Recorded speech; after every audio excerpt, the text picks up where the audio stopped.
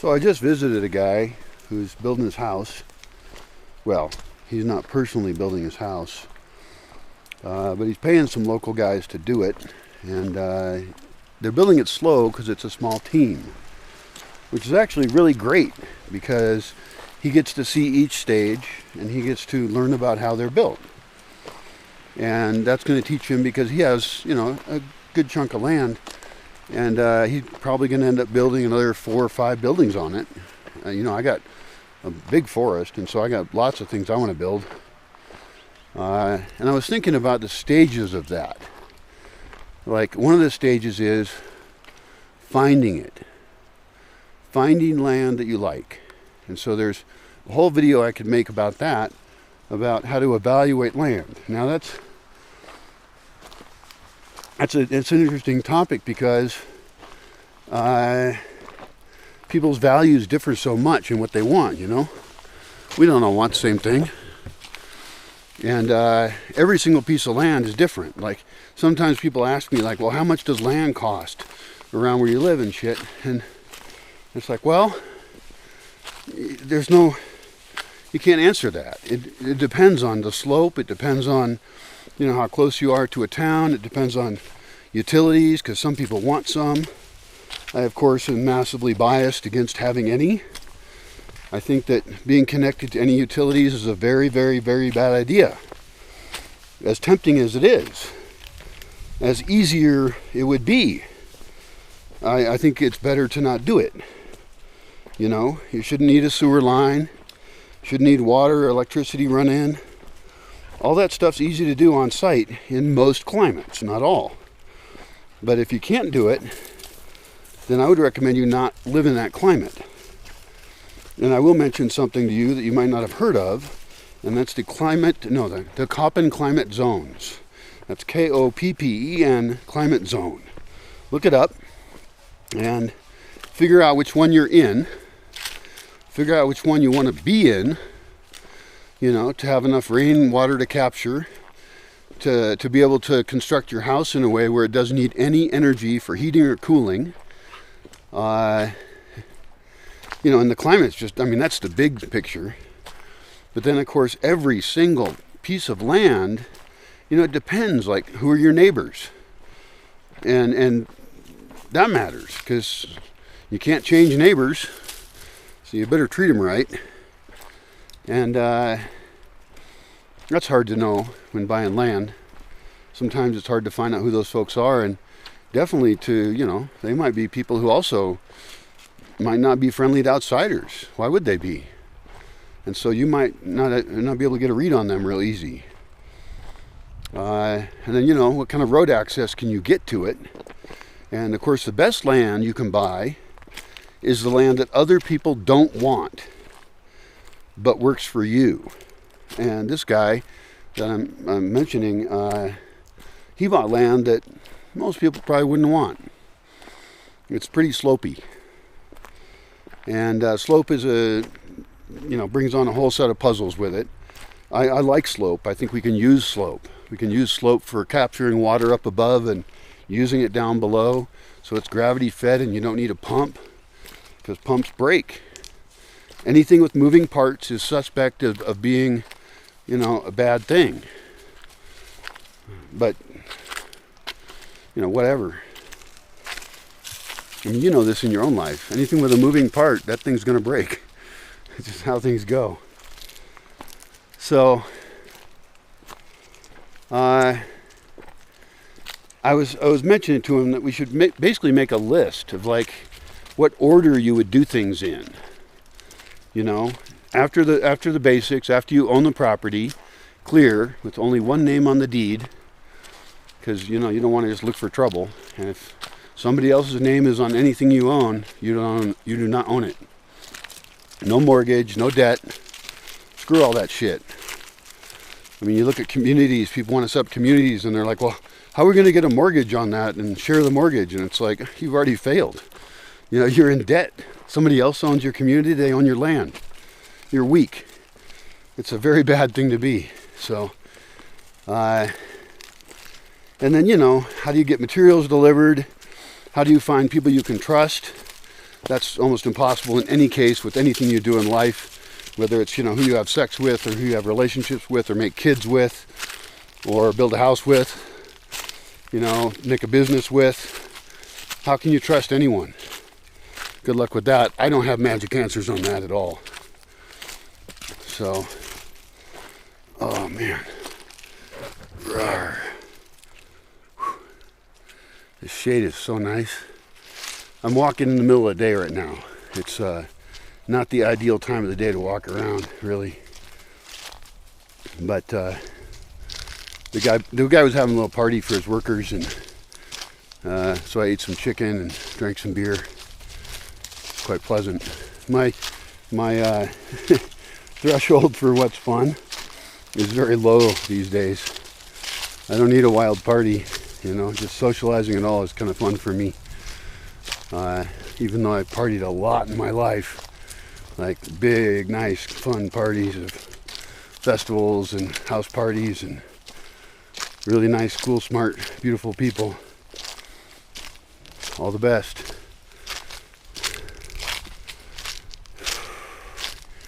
So yeah, this idea of a list of like the order in which things occur, and of course the exact order doesn't matter, but there are generally stages. You build a foundation for a house before you build the walls and stick the roof on it. Although who knows? There might be ways you could build the foundation, put up the posts. I mean, in this case, he's building with natural materials, right? Which is great, really cool idea, and very comfy. The result's going to be so comfy. Like, it's going to be cool in the summer, warm in the winter, with no energy added unless you want it. So, I mean, he could put a tiny little airtight stove in there, wood-fired stove, and he'd be totally comfy. Or, what I prefer is using these evacuated solar hot water heaters to actually run hot water into the thermal mass, with the hot water rising, because you have slope, and you put your, strangely enough, you put your solar hot water heater below the building, and then it feeds that heat into your building all the time. And you can always, I guess, shut it off, or have a valve that routes that heat to somewhere else, or you could just open more windows. It would all work out great. This is all passive, right? Very passive. Although it should almost be called super passive, because there's solar passive architecture where you're building it to capture the sun correctly, and I have crazy ideas about that. Like, I want to make a sun trap building, a building that is designed to suck in all of the southern hottest day sun into a greenhousey type atrium within the building, and it overheats it. It overheats it to a degree where you might not even want to be there during the day. But then all night long, it's super comfy. And that would be nice in the winter. Wouldn't that be nice in the winter? To have a place that was, 72 degrees Fahrenheit, 21 Celsius, something like that. Don't trust my numbers. I'm a pinche gringo. I don't understand the English system, I guess. Or no, I don't understand the Celsius system completely. But, I know the basics.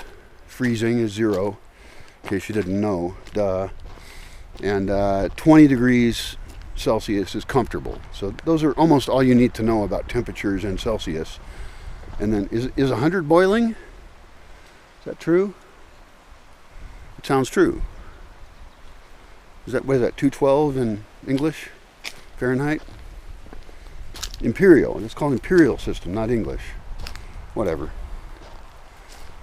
So anyway, it's been fun watching him build this building. It's been fun, even funner for him, since it's his building and it's his first home. And it's going to be super comfy. He's going to have a nice view of the valley. And yeah. So what else goes in that list? I would put in a little earlier a comfortable place to sit. Because right now, where we're sitting on a inclined slope, right? Which is not bad. Nobody's getting hurt there. But, a place in the shade, because the sun right now is really intense. It doesn't, it's flexibility within the order. The order of events doesn't have to be followed like a religion. It's just a general thing of like, well, you're going to want this, you're going to want that, you're going to need a place to park your car, you're going to need a way to get materials delivered, and where are they going to be stored in the building process. And so, oh, I got to walk all the way over there. That's far. It's not far. Everything's relative. Is the rock heavy or is the rock light? You don't know that. I said something like that when I was about 27 years old to a guy. He thought I was a dumbass. He's a smart, arrogant motherfucker. Grew up too rich, in my opinion. And so I make a weird statement like, you know, is the rock too heavy or is it too light? And it depends. The point is, it's a perspective issue. It's a situational thing. Everything we say, most of what we say is that. Any value judgment we make. Is something good or bad? Unclear.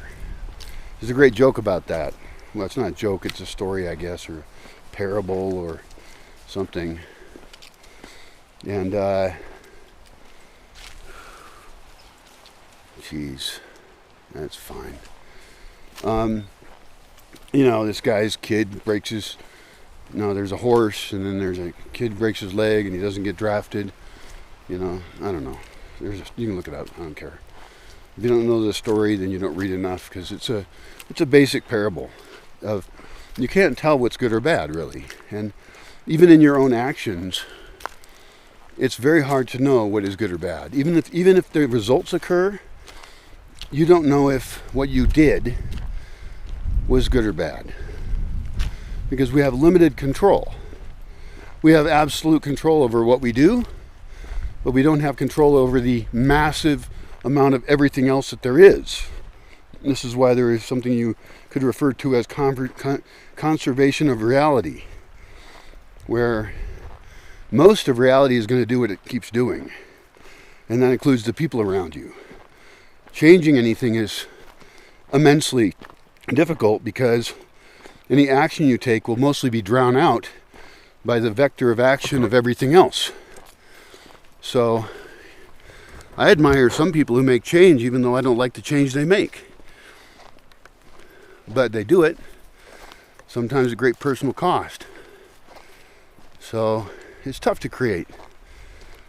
And you certainly can't listen to other people who tell you what to do. I just got messages today from a guy who's telling me what I should do. Well, one of those things I've been doing for 18 years, he just doesn't know that. And he's suggesting I do it in a way that I'm not going to do because it's a dumb way. Like he thinks I should sell a product of the forest, but I wouldn't make any money doing it. So that is a product of the forest I've given away. I have given rights away for someone to come and collect it.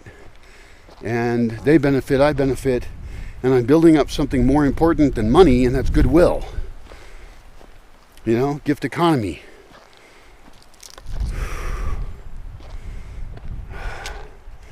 And the other thing he suggested for my situation is sell off part of your property.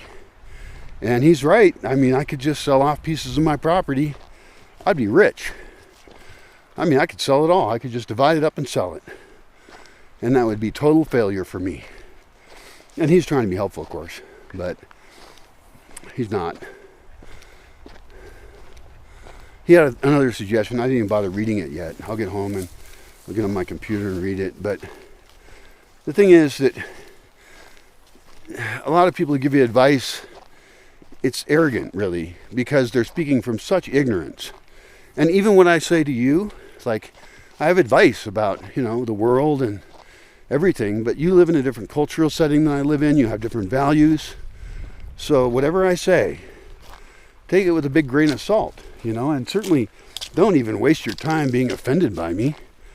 You know, I don't control anyone except me and a forest and some dogs. Well, the dogs are actually pretty independent. Dogs are so amazing. It's amazing we let these sharp-teethed wolves so close into our lives. But they're real good at being our best friends. So that's a genetic partnership if I've ever heard of one. It's probably the most important one. Like, that'd be a question to ask. It'd be like, if you could choose between having dogs and a horse, which would you have? Well, it depends on your situation, of course, but my dogs are my security team. I mean, right now they're walking around with me. There's 1, 2, 3, 4, 5. 5 dogs, okay? And when the oldest one dies, she's right over there. She's really smart. She's like a human stuck in a dog suit. The smartest dog I've ever owned, right? And it's not like, she takes an IQ test or something and she doesn't speak very good English. Although she understands quite a bit. She is so smart. She knows, you can just look in her eyes and know it. And so, over the last 20 years, I've had the wonderful experience of having dogs. And it has been harsh. My dogs have killed 3 cows. I had to pay for those cows. That was different. That was not these dogs. All those dogs are dead now. Which is another harsh thing about dogs, is you will outlive them probably. So you also learn about death. And I've buried a lot of dogs in the orchard. But I had a group of dogs that was young.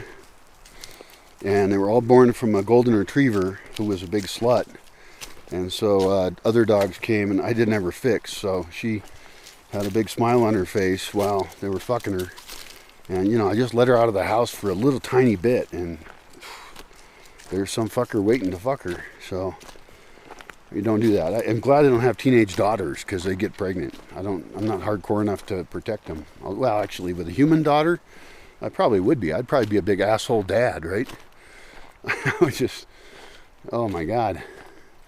Dip them in latex every day. But dogs are enough kids for me, because they are kind of kids, really. And I'm not like one of these people who's like, oh, my dog is my child. But part of the relationship is like that, because you're their protector and you know more than they do. And so there's some connection there, I think, with that analogy. But it is just an analogy. It's an interspecies relationship where you have these semi-wild creatures that are evolved. We are co-evolved together to like each other. We slowly accepted these wolves that came closer and closer to eat our food scraps from our hunting. And eventually, we even let them be near our children. These animals with big fangs that would eat most animals. And we let them near our children. That's a very close relationship. And they don't eat our children for the most part. I mean, I know there's accidents that happen with dogs and humans, but if you treat your dogs right, then there's no problems. And I know how to raise dogs pretty well. Hey, dog butts. So they go walking with me just because I'm fun, I guess. I'm the most best party there is. And they, of course, go on their own adventures, especially at night. Sometimes you'll hear them off barking at something. And I have had dog adventures, and not all of them are good. There has been blood and death. Really not good things have occurred. But, these are not fenced-in dogs. These are not apartment dogs. These are, I don't know, 20% wild or what. But no, they're not wild at all. But their circumstances, their environment requires them to be pretty fucking tough, actually. I admire my dogs. So anyway, what else on building and how someone would build a place? It has to be written down. It has to be spreadsheets. I need to make calculations and even materials, and time and labor and all of that. I don't know. I need to do that, but somebody should do that, because I want to build here a whole bunch more houses and buildings.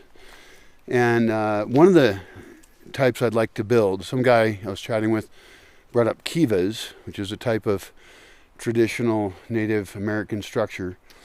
And there's a whole bunch of other types of natural construction that has occurred all over the place.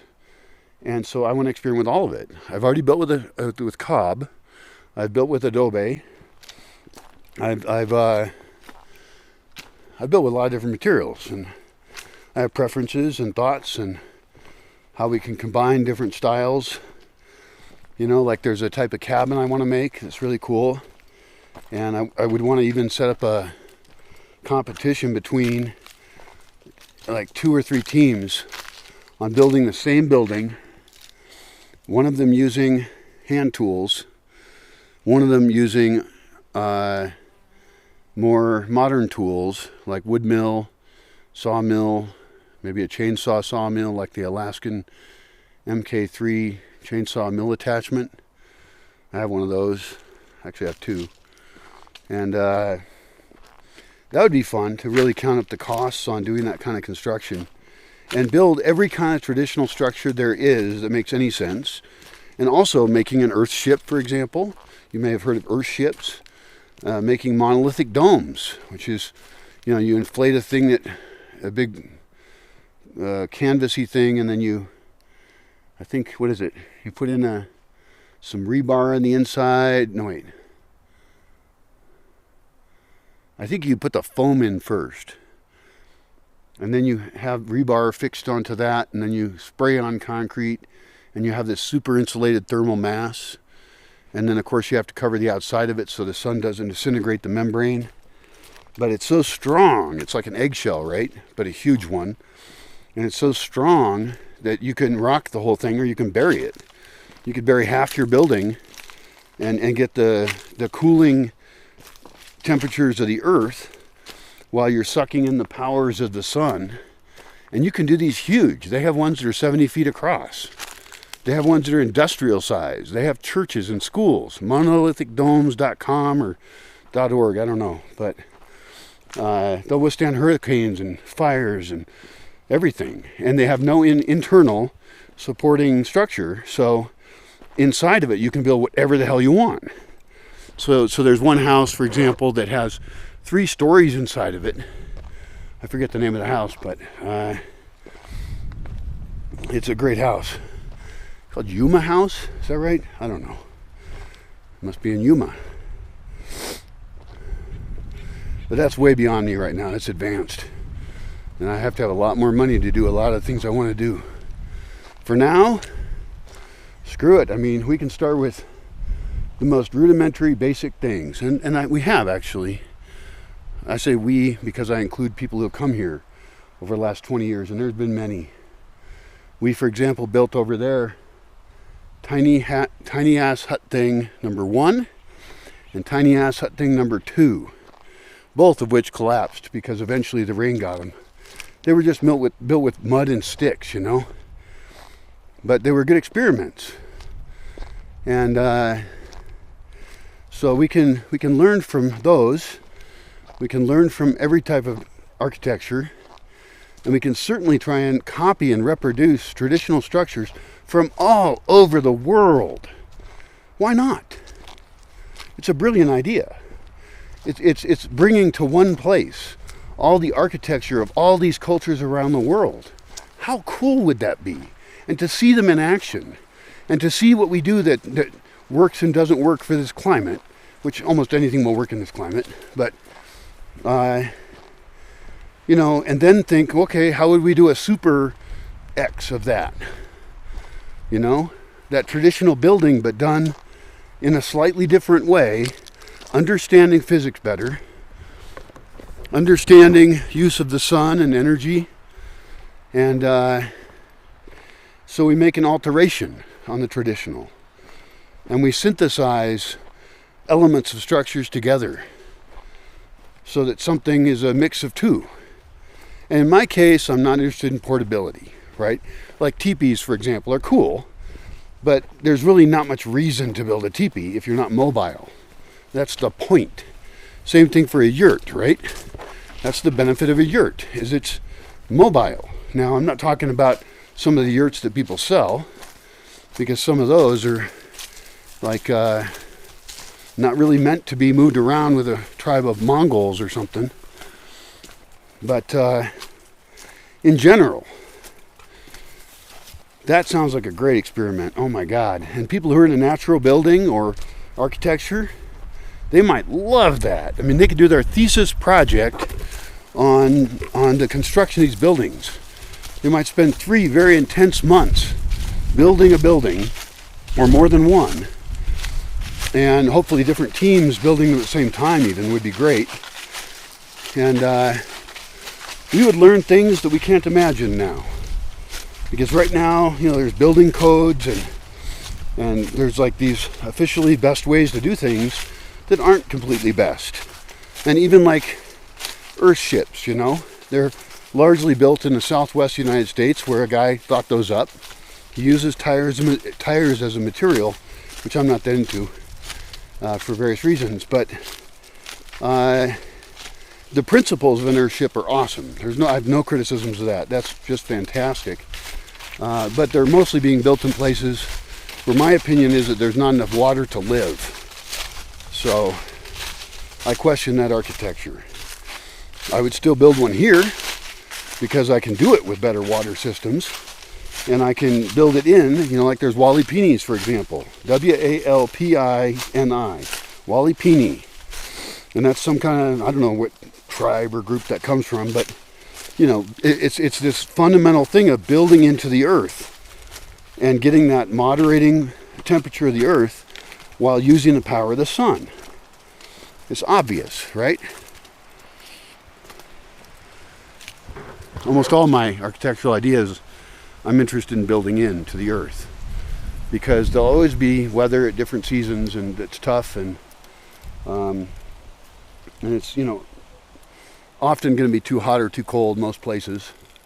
So it doesn't even matter if you live in a super hot place or a super cold place. Digging in makes sense. And there's a few things you got to think about with digging in. Like, you know, you don't want to build it on what's going to be a mudslide later. You have any water you capture has to be moved away from the building so that you're not just creating watery, unstable slope underneath the building. There's a lot of potential problems with anything you build. What was it? Hammurabi's Law had things about that. Like if somebody dies in a building you built, then you're guilty of murder. I don't mind that thought.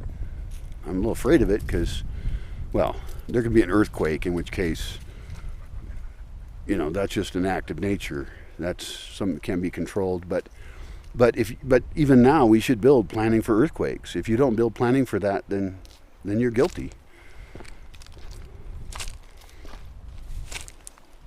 Hammurabi's Law. Hammurabi? Rami? I don't know. But it's interesting to study those most ancient law systems too, because that's important for our social cohesion, is figure out what do we agree to?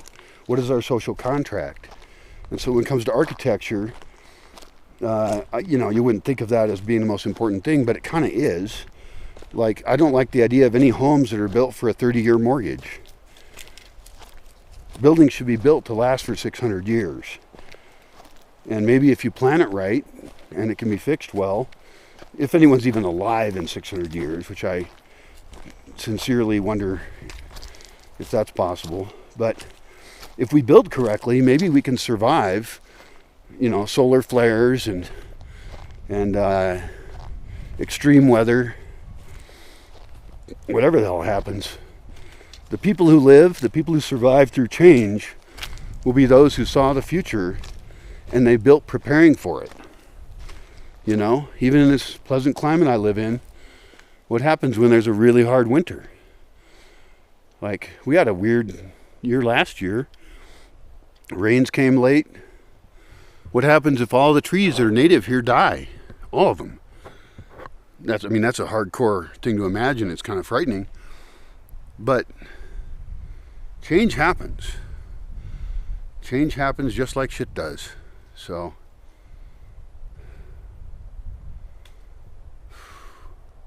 it's one of the reasons to diversify the forest and plant for climate change, knowing that we're going to plant things that Maybe they don't want to live here right now, but if it got colder, hotter, wetter, or drier, maybe it would.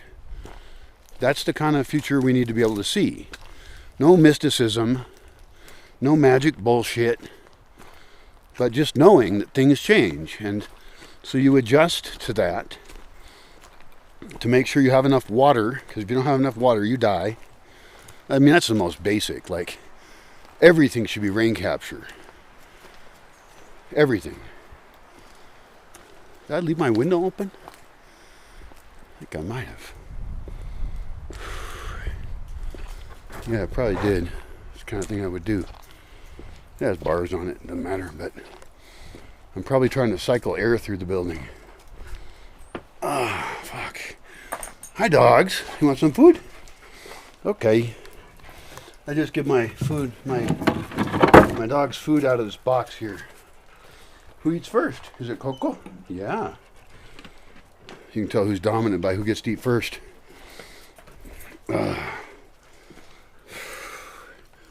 not as nice as humans. The dominant human might feed everyone else first. We are not dogs. Although maybe in some ways we should be. Dogs are more loyal. Dogs are more honest. Dog zen is good zen. Oh my God, it's nice and cool in here. But later tonight it's going to be cold. I'll leave the door open a little bit. See you later.